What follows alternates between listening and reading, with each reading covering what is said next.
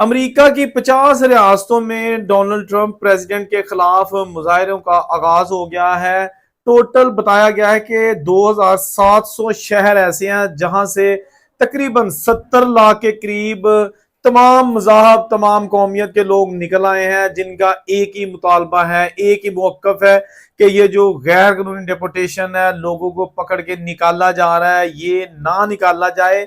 इसमें सिर्फ इलीगल लोग शामिल नहीं है, बल्कि वो लोग भी शामिल है जिनके वहां पे बिजनेस हैं और वो पासपोर्ट होल्डर्स हैं, किसान हैं, ताजर हैं, शॉप्स के मालिक हैं।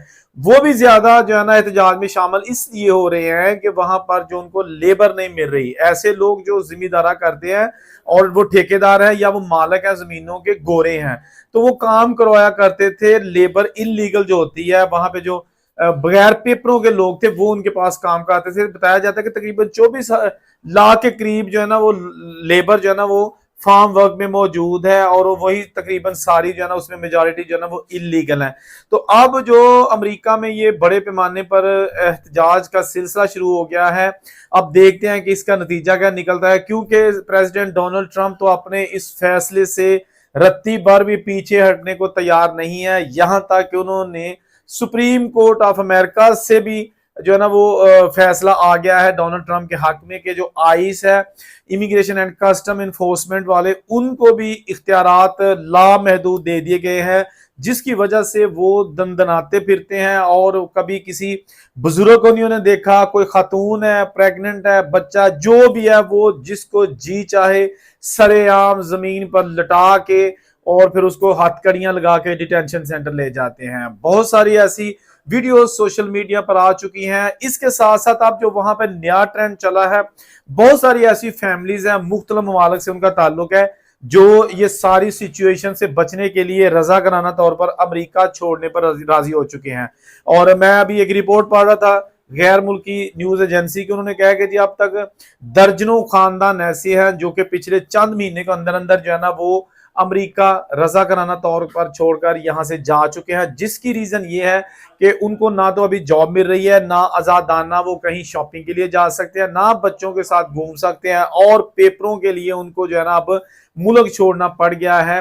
तो ये जो अभी वो बेइज्जत करने का सिलसिला है, यानी कि किसी भी आदमी को, राह चलते आदमी को पकड़ के सरेआम उसको लटा लेते हैं, लोग उसकी वीडियोस बना लेते हैं, सोशल मीडिया पे आ जाती हैं। तो ये एक ऐसा सीन क्रिएट हो जाता है कि जो लोग चाहते हैं कि हमारे घरों में जहां से हमारा ताल्लुक है वहां तक हमारी इस तरह की बेइज्जत होते हुए फुटेज ना जाए, और हम रजा कराना तौर पर जो भी इमदाद भी कुछ मिलती है $1000 के लगभग, तो वो लें, टिकट लें और अपनी तौर पर जो है ना हम अपने मुल्कों को आ जाए। अमेरिका के जो इस वक्त हालात हैं उसने पूरी दुनिया को तशवीश में मुब्तला कर दिया है, क्योंकि ये सिर्फ पाकिस्तानी या इंडियन के हवाले से नहीं है, बल्कि ये हालात वो लोग जितने भी जो किसी भी तरीके से किसी भी साल में अमेरिका गए थे, ये सारे उनके जो है ना वो एक शिकंजा तैयार किया जा रहा है। अभी जैसा कि आपको पता है कि सबसे ज्यादा जो तादाद है जो इलीगल लोग अमेरिका में रहते हैं वो मैक्सिकन है, और तीसरे नंबर पर इंडियन कम्युनिटी आती है। इसके बाद फिर चाइनीज और जो एशियन कंट्रीज हैं उनकी तादाद बहुत ज्यादा है। तो अब जनाब बहुत सारे ऐसे इंडियंस हैं जिनको गिरफ्तार करके बेड़ियां लगा के और इंडिया मुंतकिल किया जा रहा है। अच्छा, एक चीज मैं आपको ये भी बता दूं कि खास तौर पर ये जो लोगों को डिपोर्ट किया जा रहा है अमेरिका से, उसमें ज्यादातर कोशिश उनकी यही है कि इनको उन तैयारों के जरिए भेजा जाए जो आर्मी के तैयारे हैं उनके जरिए। इससे मुख्तलिफ आरा है। एक चैनल ने यह भी लिखा था कि इसकी वजह यह है कि किसी को डाटे का ही ना पता चल सके कि कितने लोगों को किस मुल्क में भेजा गया है, क्योंकि आर्मी का डाटा लीक नहीं हो सकता। एयरलाइन प्राइवेट्स जो है ना वो बाउंड नहीं होती, वो कर सकती है कि इतने लोगों को हमने पकड़ा था और फलां मुल्क में भेजा है। क्योंकि अभी तक ये इतला सामने आ रही है कि बहुत सारे ऐसे लोग हैं जिनको अमेरिका में तो आइस ने गिरफ्तार करके पकड़ लिया, लेकिन उसके बाद उनका कोई पता नहीं है। जब पूछा जाता तो वो कहते हैं जिनको डिपोर्ट कर दिया है, लेकिन वो अपने घरों को भी अभी तक नहीं पहुंचे। तो इससे ये जाहिर होता है कि थर्ड वर्ल्ड किसी ऐसे कंट्री में भी लोगों को भेजने का सिलसिला जारी है, जो कि ना तो अमेरिका है और ना ही वो लोग जिस मुल्क से ताल्लुक रखते हैं। क्योंकि अभी मैं एक चीज और भी बता दूं आपको कि बहुत सारे ऐसे कंट्रीज हैं जिन्होंने वहां पर गए इलीगल अपने मुल्क के लोगों को लेने से इनकार कर दिया।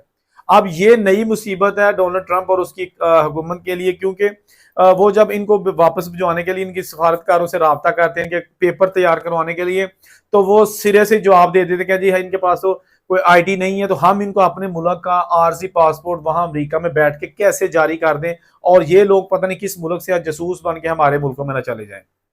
तो ये भी एक प्रॉब्लम है, इसका भी सामना फेस जो है ना वो करना पड़ रहा है डोनाल्ड ट्रंप की हुकूमत को। लेकिन मैं जो अभी डेली बेसिस पे अमेरिका के जो हालात है उसका तजिया कर रहा हूँ, बहुत सारे ऐसे लोग हैं जो कि कोशिश कर रहे थे कि वो अमेरिका से कनाडा चले जाएं। अच्छा, आपको एक चीज मैं बता दूं कि अगर आप अमेरिका, आपके पास डॉक्यूमेंट्स नहीं है और अमेरिका से बाय रोड कनाडा में दाखिल होने की कोशिश करते हैं, तो नायग्रा फॉल वाली साइड पे जो बॉर्डर है वहां पर of course check and balance होता है। अगर आप अमेरिका का बॉर्डर क्रॉस करके जो ही इमिग्रेशन या किसी भी प्रोसेस के लिए कनाडा की पोस्ट पे जाते हैं, वहां पे उनको लोग अगर आपको रोकते हैं पुलिस वाले, तो आपके पास ना तो कनाडा का कोई वीजा निकलता है, ना ही आपके पास कोई अमेरिकन आइडेंटिटी होती है, तो फिर वो आपको वापस भेजेंगे। कनाडा में गिरफ्तार बॉर्डर पर नहीं कर रहे, क्योंकि एक दोस्त की मुझे आई थी, वो अपनी फैमिली के साथ जो है ना, एक बच्चा था उनका तकरीबन 6-7 साल का, तो वो मियाँ बीवी जा रहे थे कनाडा, विजिट वीजे पर अमेरिका गए थे, वहां तकरीबन 2 साल से रह रहे थे, कोई उनके पेपर वगैरह नहीं बने, तो उन्होंने सोचा हम कनाडा चले जाते हैं। कनाडा के बॉर्डर पे जब वो गए तो उनको रोक लिया गया, जब उनसे आइडेंटिटी पूछी गई तो कुछ भी उनके पास नहीं निकला, वीजा एक्सपायर था, फिर उन्होंने इनको वापस भेज दिया। अच्छा, जब कनाडा वाले इनको वापस भेज दिया ना, तो साथ ही बिल्कुल जो है ना वो दोबारा अमेरिकन पोस्ट होती है, फिर वो पकड़ लेते हैं, फिर कहते काका इधर आ जरा, क्यों तुझे वापस भेजा। फिर वो जब छानबीन करते हैं तो इनके पास डॉक्यूमेंट्स नहीं होते।